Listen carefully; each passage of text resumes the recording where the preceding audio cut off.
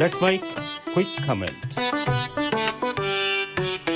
Let's my quick comment में आज बात 6 दशक से भारत के स्पेस जगत के गौरव रहे इंडियन स्पेस रिसर्च ऑर्गेनाइजेशन यानी इसरो की, जो आज शायद अपने सबसे बुरे दौर से गुजर रहा है। इसकी वजह जून 2020 में बनाई गई नोडल एजेंसी इन स्पेस के वे दूरगामी फैसले हैं, जिसके तहत इसरो को धीरे धीरे पारंपरिक रॉकेट्स जैसे पीएसएलवी, एसएसएलवी और एलवीएम-3 के प्रोडक्शन, असेंबलिंग, टेस्टिंग और नॉर्मल कम्युनिकेशन या वेदर सैटेलाइट्स के निर्माण जैसे रूटीन ऑपरेशन से पूरी तरह अलग करने की योजना तैयार की गई है। सरकार का तर्क है कि आज 547 बिलियन डॉलर की ग्लोबल स्पेस इकोनॉमी में भारत का कुल हिस्सा सिर्फ 8 बिलियन डॉलर यानी सिर्फ 2% के आसपास है। भारत सरकार का टारगेट 2030 तक इस ग्लोबल शेयर को बढ़ाकर 44 बिलियन डॉलर यानी लगभग 8 से 10% तक ले जाने का है। नीति नियंताओं का मानना है कि इस विशाल टारगेट को हासिल करने के लिए निजी क्षेत्र को रॉकेट मैन्युफैक्चरिंग और सैटेलाइट असेंबली की सीधी कमान सौंपना जरूरी है। हालांकि एरोस्पेस वैज्ञानिकों, पूर्व इसरो अध्यक्षों, सिस्टम डिजाइनर्स और विशेषज्ञों ने इस बारे में काफी गंभीर आपत्तियां दर्ज करवाई हैं। इस पूरे विवाद का सबसे सेंसिटिव पहलू देश के बुनियादी स्पेस इंफ्रास्ट्रक्चर के निजीकरण से जुड़ा है। पूर्व इसरो प्रमुख डॉक्टर जी माधवन नायर ने चेतावनी देते हुए कहा है कि इसरो के दशकों पुराने लॉन्च पैड्स और तमिलनाडु के थूथुकुडी में करीब 986 करोड़ रुपए की लागत से बन रहे नए स्पेसपोर्ट का प्रबंधन या ऑपरेशन निजी हाथों में सौंपना देश के अंतरिक्ष कार्यक्रम के लिए एक ऐतिहासिक और कभी न सुधरने वाली भूल साबित होगी। वैज्ञानिकों का तर्क है कि इसरो का इंफ्रास्ट्रक्चर करीब 50,000 करोड़ रुपए के पब्लिक फंड और दशकों की रिसर्च से बना है। Rocket assembly, cryogenic fuel handling, system integration और फाइनल लॉन्चिंग का प्रोसेस काफी जटिल होता है, जहां मिली सेकेंड्स की कैलकुलेशन भी मायने रखती है।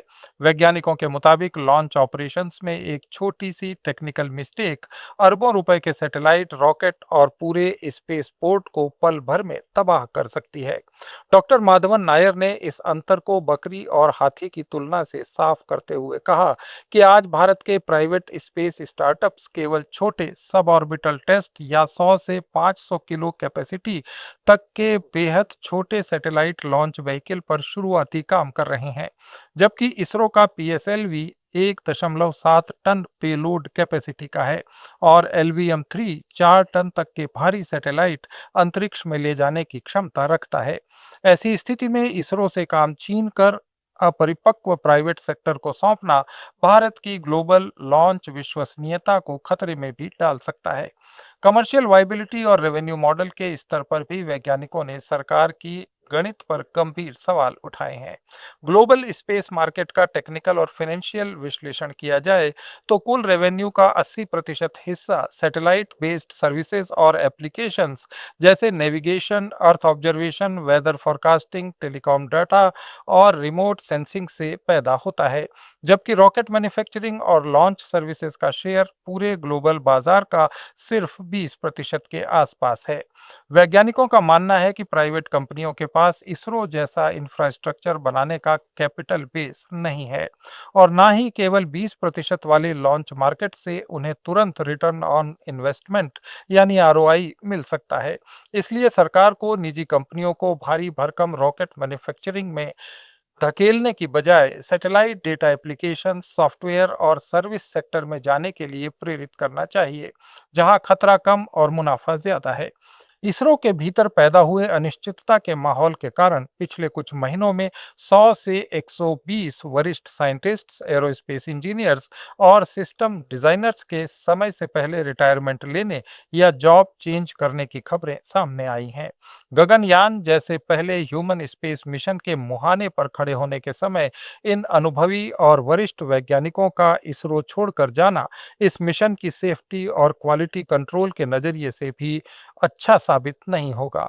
सबसे बड़ा सवाल रेगुलेटरी बॉडी इन स्पेस की ऑटोनॉमी और भूमिका पर खड़ा हो रहा है। वैज्ञानिकों और लीगल एक्सपर्ट्स का मानना है कि इन स्पेस को एक न्यूट्रल और ट्रांसपेरेंट रेगुलेटर के रूप में काम करना चाहिए था, जो केवल नियम और मानक तय करे, लेकिन यह संस्था एक प्रमोटर और एग्जीक्यूटर की तरह काम कर रही है, जिसका पूरा ध्यान इसरो की ओर से दशकों में डेवलप की गई इंटेलेक्चुअल प्रॉपर्टी, पेटेंट और टेक्नोलॉजी को निजी कंपनियों को ट्रांसफर करने पर है।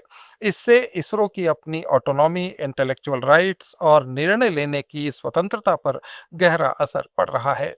भारत के स्पेस सेक्टर में प्राइवेट इन्वेस्टमेंट का स्वागत किया जाना चाहिए, लेकिन core launch management, rocket assembly, space port control और बेसिक रिसर्च जैसे स्ट्रेटेजिक सेक्टर्स में इसरो का नियंत्रण कम करना भारत की वैज्ञानिकों की मेहनत के लिए एक बड़ा स्ट्रेटेजिक रिस्क बन सकता है।